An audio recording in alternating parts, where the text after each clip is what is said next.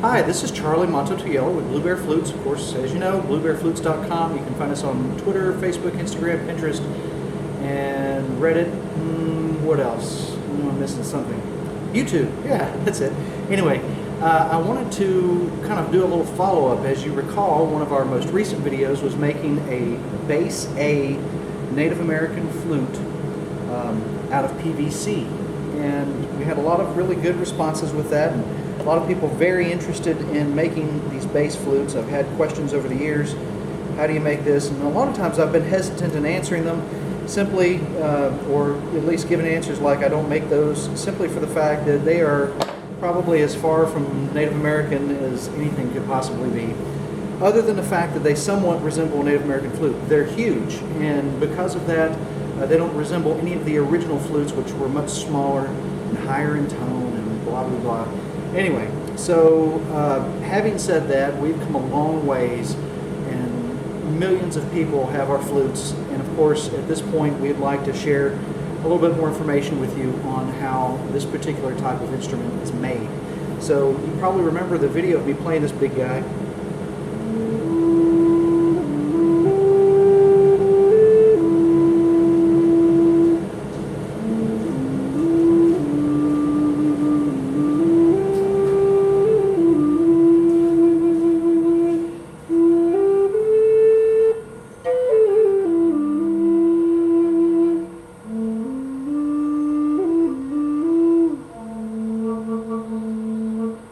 And I mean, this thing is just massive. It's a big flute, and of course, it makes a very interesting, very low sound, and relatively in tune, pretty good in tune.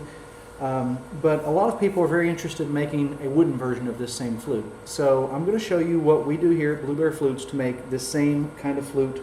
I mean, it is a huge instrument, and you know, certainly it's something that I think deserves its own place historically, because did I say that right? Historically? Okay. Anyway, so I believe it deserves its own place because so many people have made them over the last few years, and you know, certainly it's something that that I think you should see how it is that we make it. So, if you want to follow me over to the router table, I'll tell you about some measurements and sizes of wood and what kind of bit we're using and all that fancy stuff, like we try to on our hardwood flute videos, and we'll see what you think about that. Okay, so the first thing I'd like to let you know is that we have red cedar here. This piece of red cedar, there's actually two of them, you see it's going to be a blank, is about 34 inches long. Really, that's about 2 inches longer than my pattern requires, but I wanted to be kind of careful with it and make sure I had plenty of that extra wood. So really about 32 inches, 34 inches gives us a little extra. And then the width of the wood, should be right about 48 millimeters. This might be 47, it's so hard to tell. Let's see. Yeah, there it's 48 millimeters wide. That's each blank piece is 48 millimeters wide. And I keep my notes up here on my blank pattern too, so you can see what kind of keys you can make and what route areas we need, what the length and width and all that kind of stuff is. But I'll show you what these guys mean in just a second. So, we've got it 48 millimeters wide and roughly, not exactly, but roughly 30 millimeters thick. It's really about 32, but that's not a problem. You just need to have it at least 30 millimeters thick. So that's where we're at there. Okay, just kind of away. Now, let me set this down and show you what we've got going on the router. Currently, the router, if you look up here, my guide is set at 1/4 of an inch. I think you can kind of see that there. There you go. It's a little bit more in view there. It's about 1/4 of an inch is where the fence of my router, the back plate, the fence, whatever you want to call it. So it will cut basically 1/4 from here to there is what we're looking at.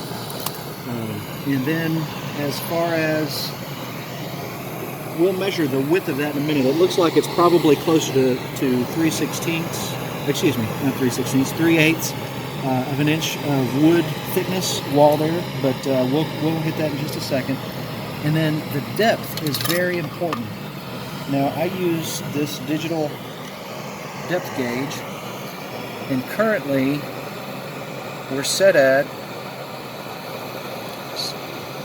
looks like it's at 1085. That's where we need to be. 1085 to 1090 is pretty good. So that depth is what we're going to start on our first 4 passes. Now keep in mind too that I'm using really a 3/4 inch core box bit. They measure these core box bits, as I've mentioned in other hardwood flute making videos, they measure them differently. So what we're looking at is roughly 3/4 inch from here to here. That's the rough full diameter of this guy, and the depth that I'm talking about is from here to the plate. So from the tip top of the router bit down to here. And once again, this is a core box, a cove, flute. There's a lot of different names they call this router bit. This one's roughly 3/4 inch wide. If you go to Home Depot or Lowe's, it's going to say that it's a 3/8 inch because they like to use some kind of weird number of the radius, which isn't exactly how I measure it, but to each his own. Anyway, so once again, I've got my back plate here set to 1/4. The depth of this bit is roughly 10.85 millimeters, and the bit is actually about 3/4 inch wide, give or take. It might be a little off. That part's not really as big a concern as the overall picture of this. So let's see where we're going. I'm going to go ahead and make 4 passes, and y'all can watch this.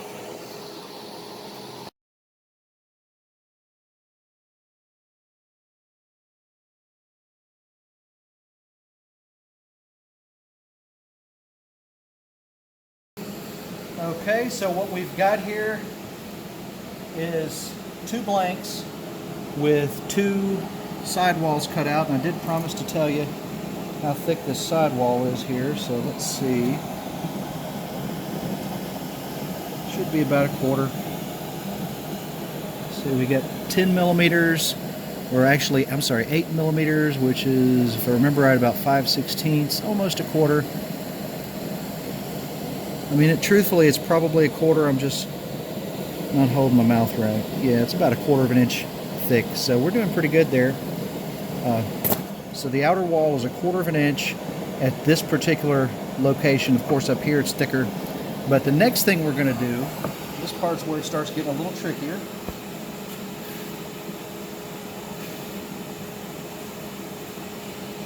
I'm going to move my fence back.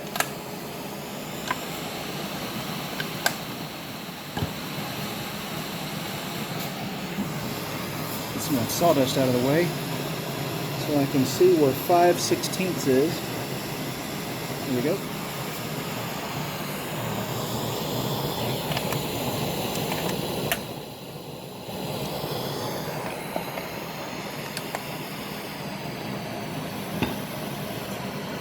Everybody wants to know why these things are so expensive, right? Anyway, the next thing from there, the next step, is going to be set the depth of this guy, because as I mentioned in my notes here, the notes show that when I move it back to the fence of 5/16, it's going to be 14 millimeters deep.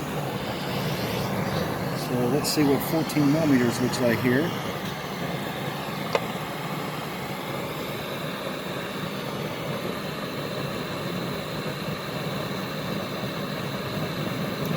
I'm not sure.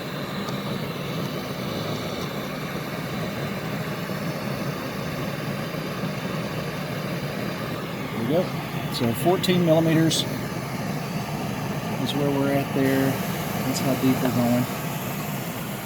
And at 5/16. So we'll make these 4 passes, and after we make these 4 passes, then we'll set it again to 7/16 and 16 millimeters deep, and then we'll make the last 4 passes, and then you'll get to see how it goes to the next step.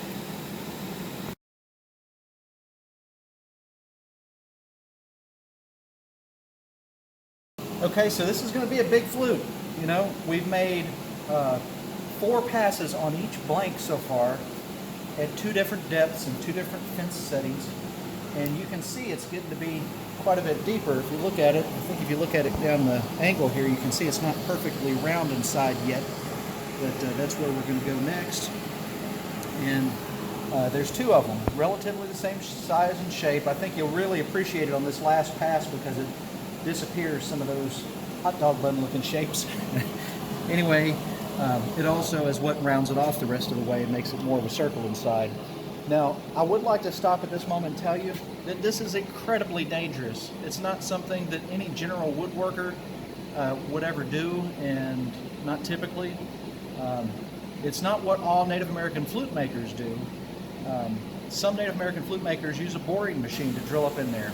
You know, that's not really the way that people used to do it, and for that reason we don't do it, as well as the way that we make our flutes. We get to drill the holes from the inside before we put them together, which allows us to clean up all the burr material that may occur. We also burn the inside of them, which you'll see in a few minutes. And there's just a lot of steps that we take doing this. At least one technique that is an old-fashioned technique. Indians didn't bore their flutes out with a big boring machine, but at least that one technique we still follow. We might be using a router to do it with. It's just a quicker tool to be able to do basically the same thing. But anyway, let's make these next setting changes.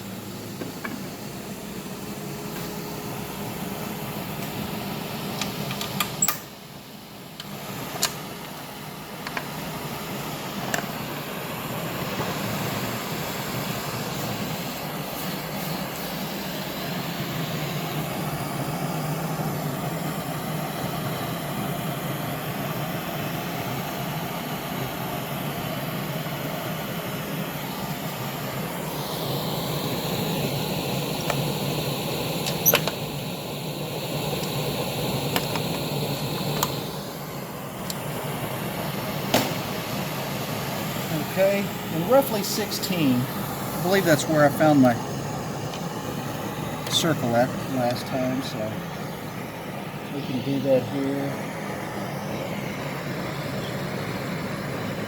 So let's take just a real quick check on this thing to make sure it's still at 0. You always got to proof your tools, you know.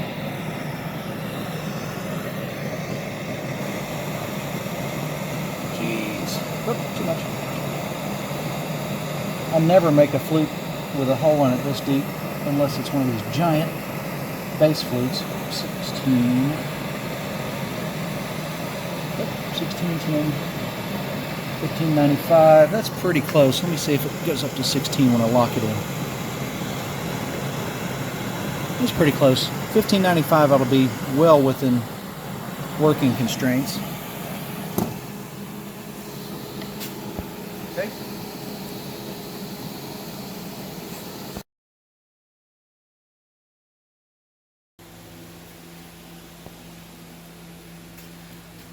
So you can see it's a lot more round in here. It's a little ridge, not too bad. I'll come back and clean that up in a minute.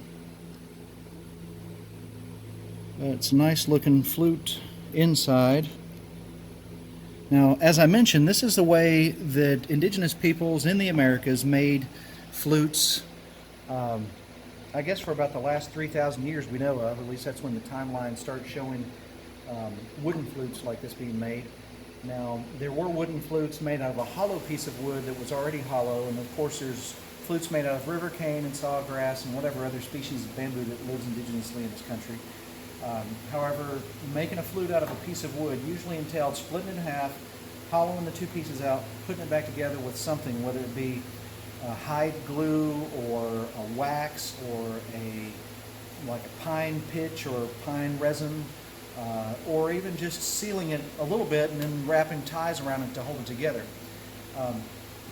Now, one of my favorite, and please don't ask me for this, you can find it if you look for it yourself, but it's a reference that I always like to make, but I never keep it on hand to show you for these videos. There is I guess about 1,000-year-old Ojibwe flute, which I remember seeing since I was a kid, the pictures of it in several history books. Beautiful flute. But it was inside of a wooden box that was like made out of several pieces of wood. It was really kind of neat. And on the top of the box, it has writing that tells, I believe, a story and maybe even how to play a song, but it's in an ancient writing of Ojibwe that, you know, I don't understand. So I can't say that it's me, but it's kind of obvious if you look at it what the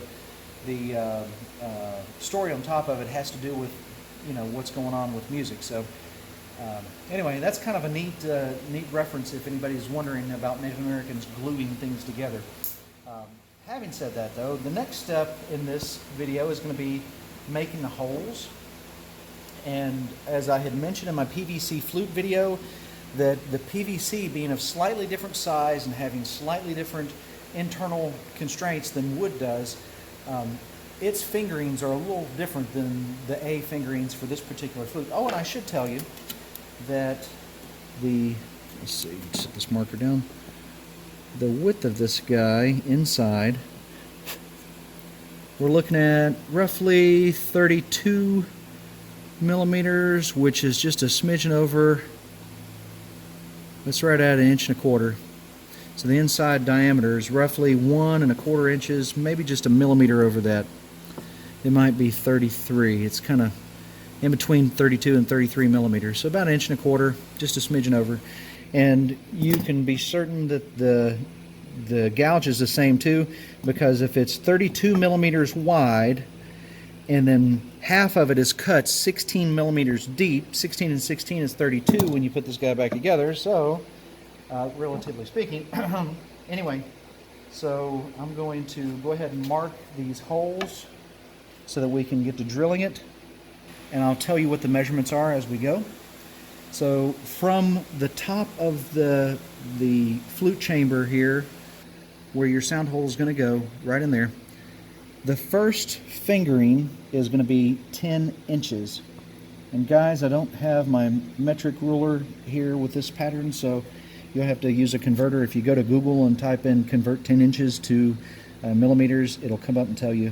As a matter of fact, I think if you tell it 10 and 3/4, it'll tell you how many millimeters that is. The next one is going to be 11 3/8.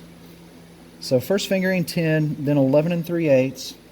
The third fingering on a 5-hole flute, this is the middle fingering, is in between 14 3/8 and 14 1/4.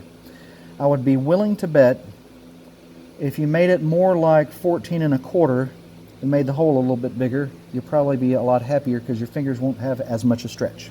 As a matter of fact, I might bring it down just a smidgen from there. And then the fourth fingering from the top is going to be 16, and how many? 1, 2, 3, 4, 5, 6. So y'all tell me how many 6/8 is. That's right. So the next one is 16 3/4. The last one is 18. It's a little more than 18 inches. So start at the top, 10 inches, 11 3/8, 14, and I'm going to go ahead and say a half there, which isn't anything like I said the first time, but that's what we're going to say. So it's in between 14 3/8 and 14 1/2, but let's go ahead and make it a half. I'm going to correct my pattern there so we have that right from now on. 14 1/2 is the third fingering, and then we have 16 3/4, and then we have 18 on that last fingering. And honestly, it probably ought to be 18 1/8, just from what I know about sound and air.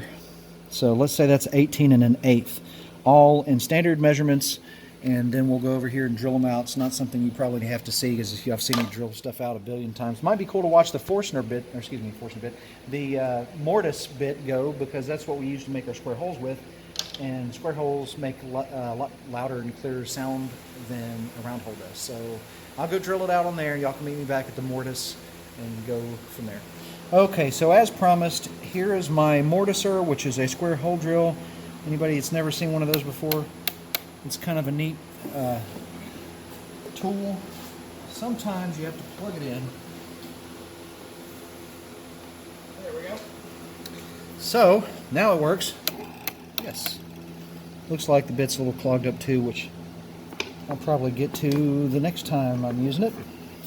Although this isn't usually a station that I work at. I do try to keep it clean.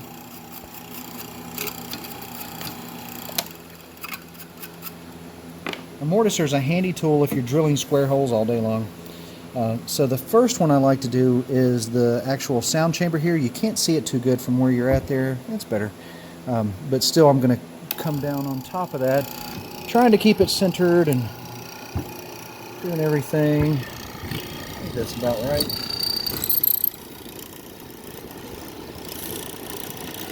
There we go.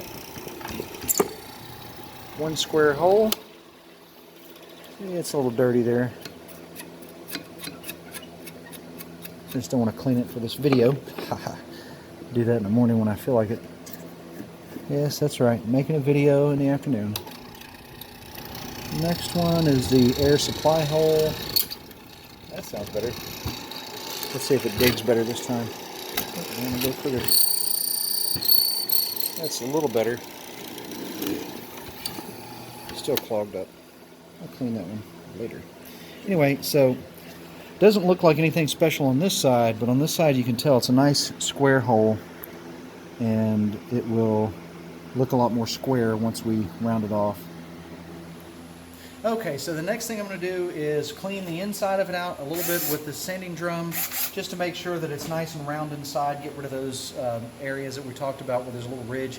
One of the last steps we do before we actually tune it is getting those ridge out the rest of the way, and I'll show you how we do that. It's kind of like a rifling technique. And we're also going to burn this inside and then glue it together. So let's see how long that takes.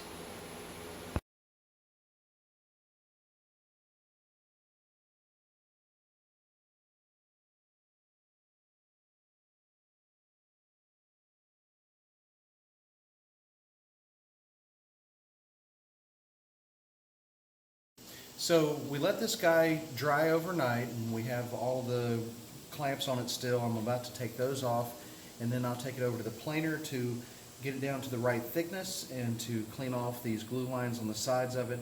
And then it'll go over to my round over router, which will take the outside of it off in such a way that it looks more round. And then a little sanding, we can finish the flute up and see how it sounds.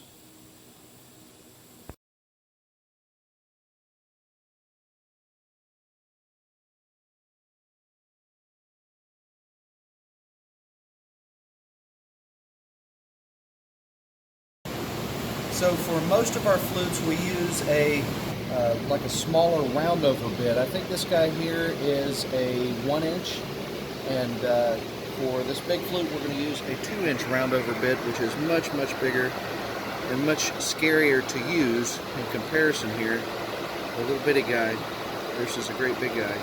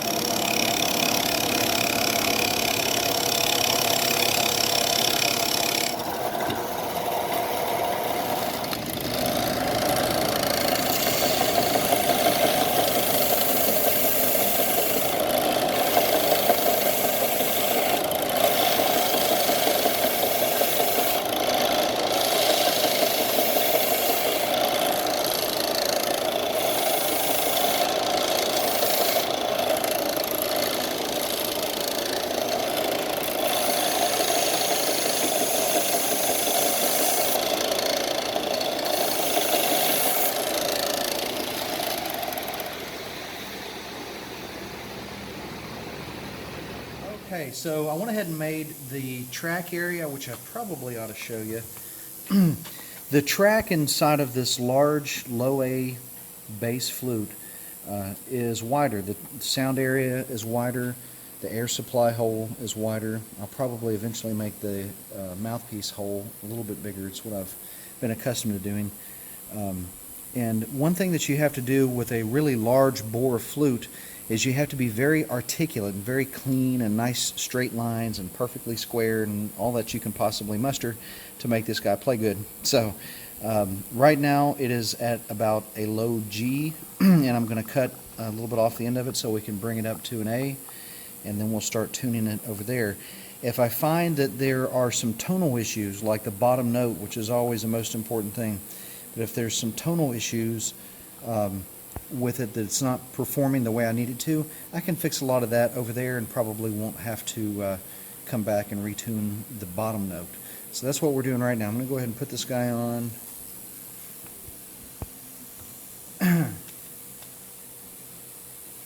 Okay, let's see.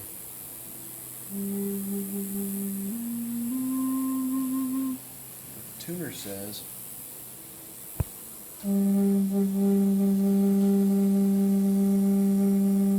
it's a G, so I need to cut off a little bit. I'm going to go ahead and take off almost an inch first. I know that's not enough, but I'm going to do it because I like to take my time with this.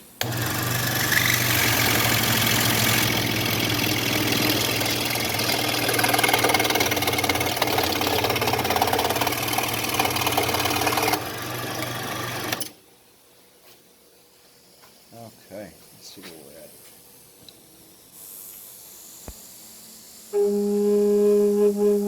There's an A flat, G sharp. It's a little bit on the flat side, but we'll take care of that.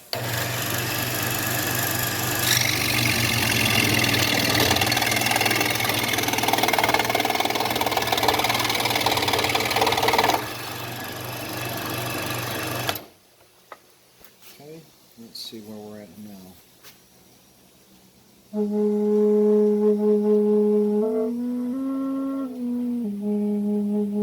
Still G sharp, so let's cut a little bit more off.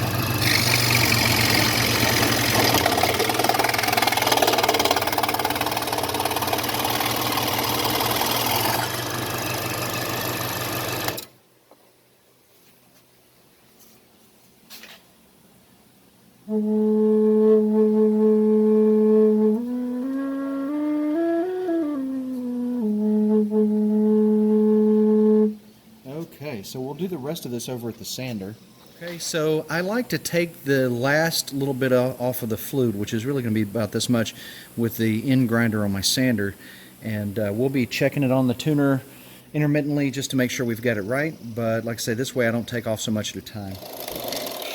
Let's just check where we're at right now on the tuner. Gosh, stacks of blanks everywhere and sawdust all over the place. Even though we clean it at least once a week, you know we make some flutes in here.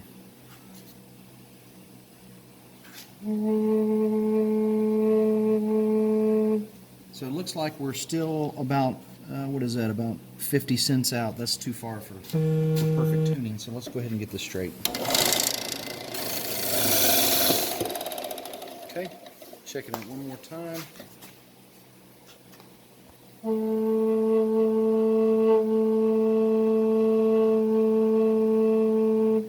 That's actually right on the money. I'm going to take just a tiny little bit off because I know I blow a little harder than everybody else does, as you can tell by how much I talk. But I'm going to go ahead and do that, and then we'll round the bevel on the end of this guy a little bit so it's nice and smooth down there.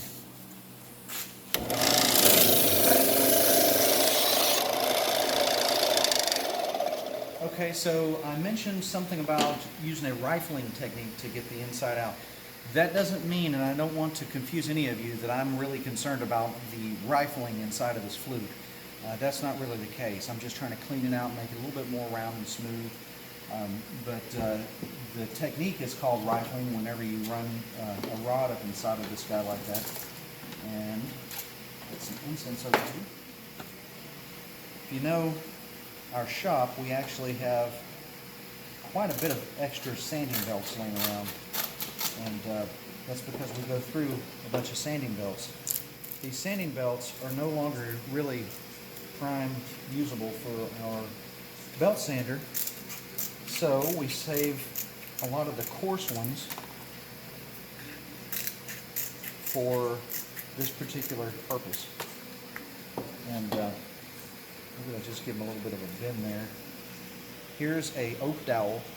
I used oak. I know I've talked to you about this in a previous video when we actually made these cleaning rods. We call them sanding rods. But The oak actually holds up a lot better than pine or any of your softwood poplar dowels or anything like that.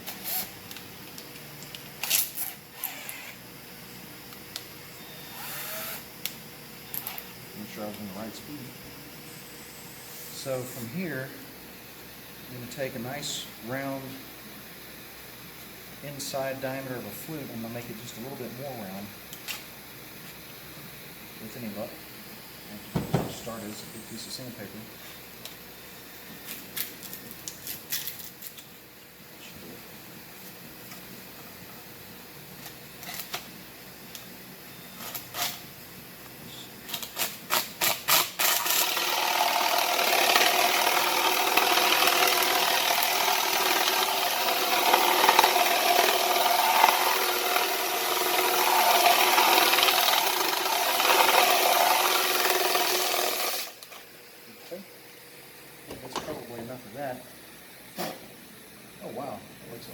Okay, so I know I mentioned about the video where we made the sanding rod. In that video, I actually mentioned that when you use the sanding rod, that it will cause the flute to go a little bit sharp, because what it does is it removes a lot of the back pressure or things that can create back pressure inside of the flute. So it did make it go a little sharp, but it was right where I wanted it to be. I usually tune most of my flutes with my level of breath. I usually tune them to about 10 cents sharp to make sure that there's something that's going to play right for everybody. Some people do play with a lot more air than I do, but you really don't need to. I push a little bit hard, to be honest with you. But anyway, if you want to take a look at the tuner here, what I'm going to do is start on the bottom fingering first. And this bottom fingering is going to need to be a C. And then, of course, we'll go up the scale from there. But let's take a look at it.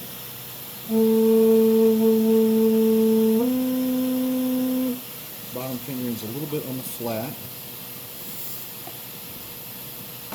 Many of you are familiar with my burning tools that we use to tune our flutes. That's what we're doing right now.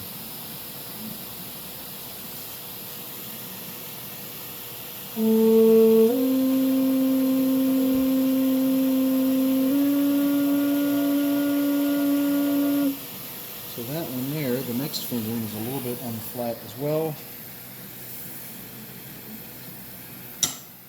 I'll try taking just a little bit off of him.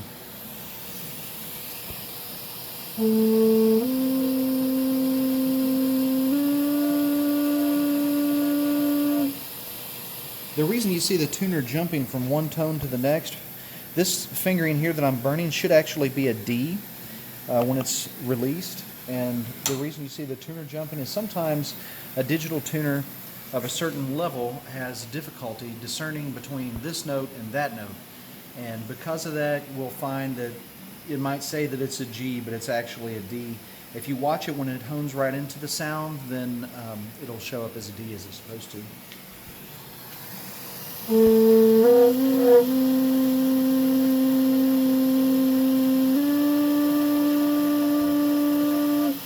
just need to make that guy a little bit bigger. And now that my bottom fingering's cooled off, I noticed it was trying to go out of tune.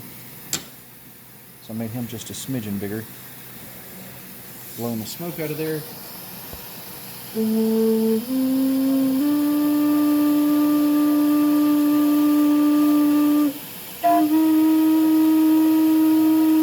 So that's just a Sharpie flat. That's easy to contend with, but I'm going to go ahead and jump to this next size rod.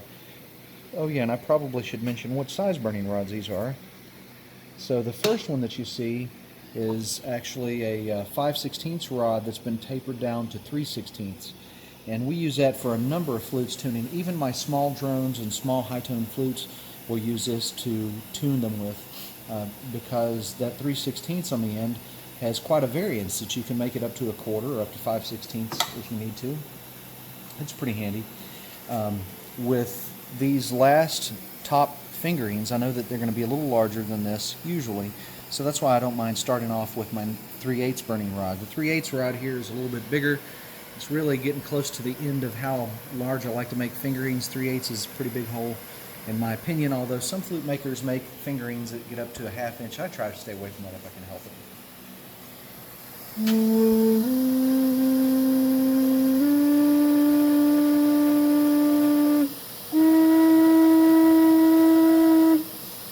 quality of the tone of this guy may be jumping from one to the other, but that's because I'm using varied amounts of breath to check its intonations. If I blow a little fast, it goes sharp, which was starting to put this E into tune.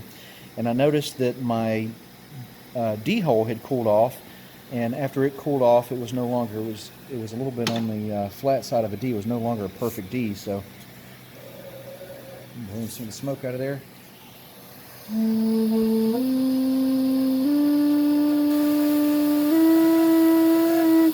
just going to use the burning tool right here and see if I can't get this guy to go into where he needs to be for his E.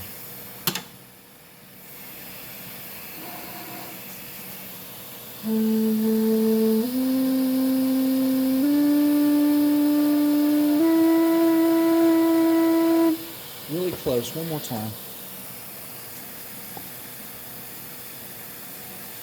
Now, I usually warn and advise against wallowing a hole out like that because you can tend to crack the wood right there where the fingering is if you pry too much. But I wasn't prying. I actually let it fall on its own weight and just kind of wallowed it out at its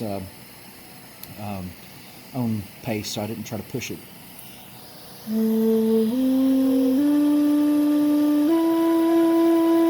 we go. Everybody knows this F is supposed to be a G, so here's hoping.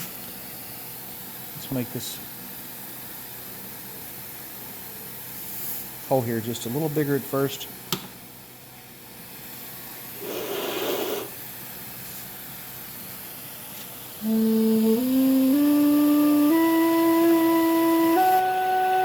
Well, it's an F sharp. That's a good start.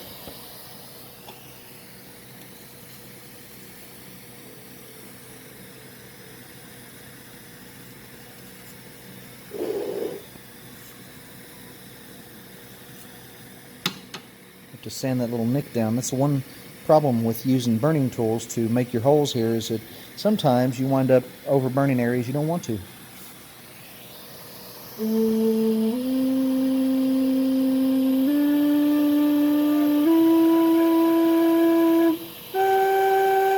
A flat G, yes, that makes me feel a lot more comfortable.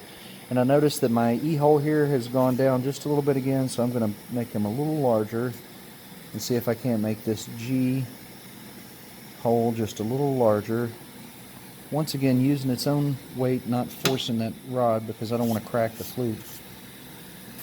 Putting a large diameter rod inside of a small diameter hole and then prying will definitely cause an outcome you don't want to see in a $400 or $500 flute.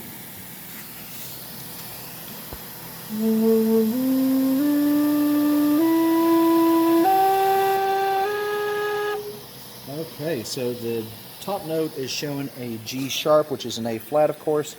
The second fingering is still a pinch. It's about 10 cents flat, which is not what I like. So I'm going to clean him up, but I'm going to jump to this top A hole here first. I didn't just say that.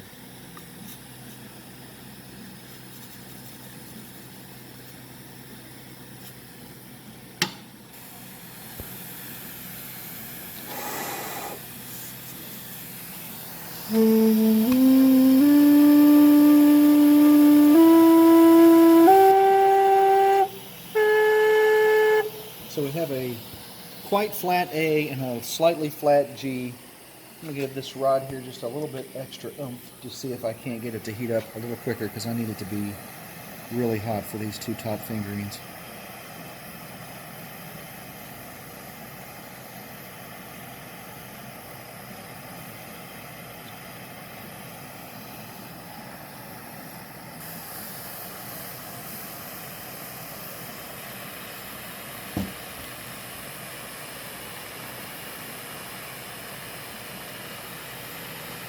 Let's see here.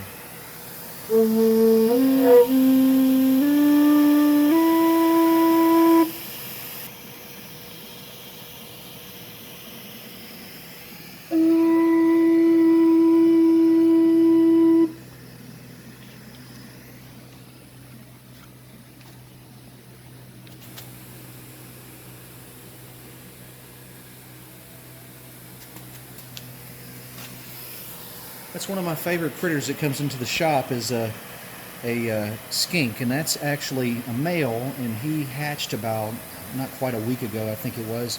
We seen him and one other male that hatched. It's probably been so hot, and I think like alligators, that the temperature has something to do with what gender they're going to be when they're born. But you can tell the males from the females because the males are a lot bluer and different colored, whereas the females are about 4 times their size, and they're a gold. Sometimes the really bull females, the ones that control everything, have a red head.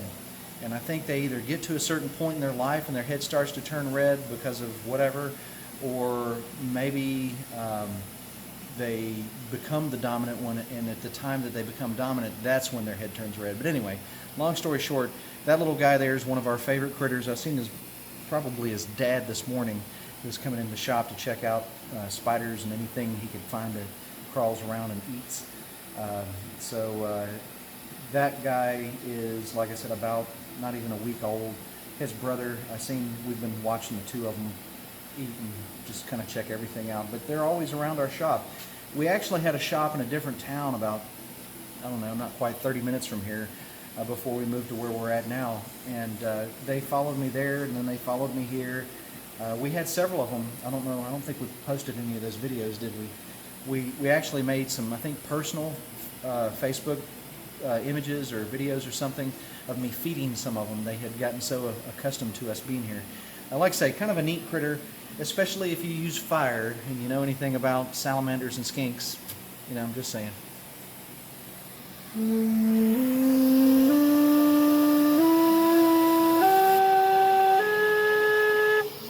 Okay, so the hole's cooled off and the tones dropped as it does. And this rod is getting really hot up here on the end where my hand is. So, if I was smart, I'd probably douse that end of it in my water bucket. But to save time, let's not. Sorry about that, camera.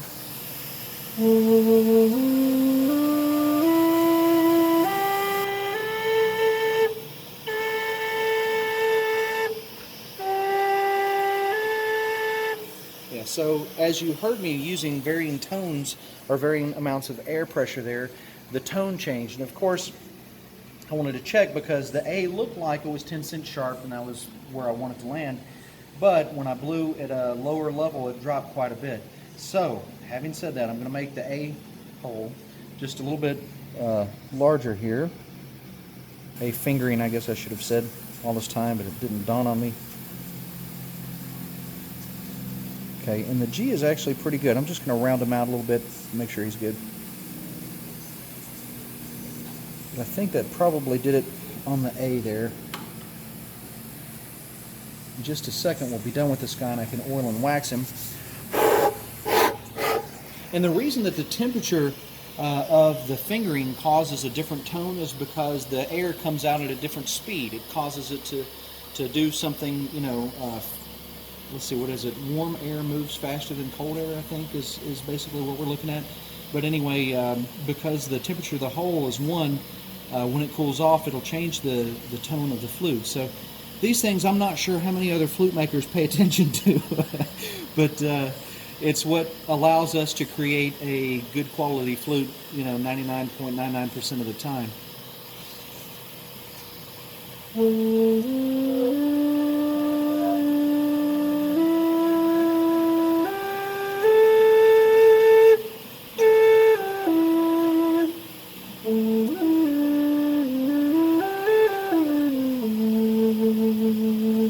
I believe that's got it. So I'm just going to sand, oil, and wax it, and then we'll have a demonstration of the finished flute.